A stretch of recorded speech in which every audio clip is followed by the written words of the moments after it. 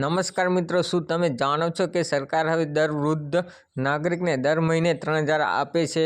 હા મિત્રો, આ છે વૃદ્ધ પેન્શન યોજના 2025, જે અંતર્ગત લાખો વડીલોને દર મહિને સીધી સહાય મળે છે. જો તમારા ઘરમાં મા બાપ કે દાદા દાદી 60 વર્ષથી વધુ વયના છે તો આ વિડીયો આખો જુઓ, કારણ કે આ માહિતી તેમના માટે જીવન બદલવાની શકે છે. કારણ કે આ વૃદ્ધ પેન્શનની અંદર તમને 3000 દર મહિને મળશે. આ વિડીયોની અંદર સંપૂર્ણ માહિતી આપીશું, સ્ટેપ બાય સ્ટેપ બધી પ્રોસેસ તમને બતાવીશું કે કેવી રીતે તમે ફોર્મ ભરી શકો છો, કેવી રીતે અરજી ઓનલાઈન કરી શકો છો, સ્ટેટસ કેવી રીતે ચેક કરી શકો છો અને પૈસા ક્યારે ચાલુ થશે. તો સંપૂર્ણ માહિતી આ વિડીયોની અંદર આપીશું. તે પહેલાં તમે બધા નવા હોય તમારી ચેનલને પણ સબસ્ક્રાઈબ કરી દેજો, નોટિફિકેશન ઓન કરજો, જેથી કરીને મારા આવનારા બધા જ વિડીયો તમારી સુધી પહોંચી જાય.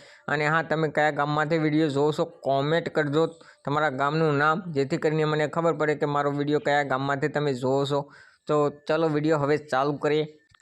ભારત સરકાર અને રાજ્ય સરકાર મળીને આ યોજના ચલાવે છે. આ હેઠળ વૃદ્ધ નાગરિકોને દર મહિને 3000 સુધીની સહાય બેંકમાં જમા થાય છે. સૌથી મહત્વની વાત એ છે કે આ યોજના માટે ફ્રી રજિસ્ટ્રેશન છે, કોઈ એજન્ટ કે કમિશન નથી, તમે જાતે જ ઓનલાઈન ફોર્મ ભરી શકો છો. ચાલો હવે જાણીએ કે અરજી કેવી રીતે કરવાની.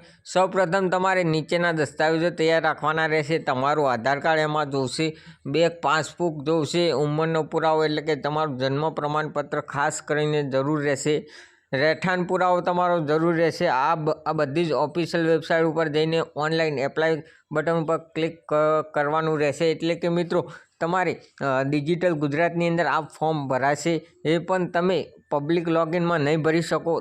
કોઈ વીસી ઓપરેટર હોય કે સીએસસી સેન્ટર હોય કે ગ્રામ પંચાયતની અંદર તમે આ ફોર્મ ભરી શકો છો. પબ્લિક લોગિનમાં નહીં ભરી શકાય.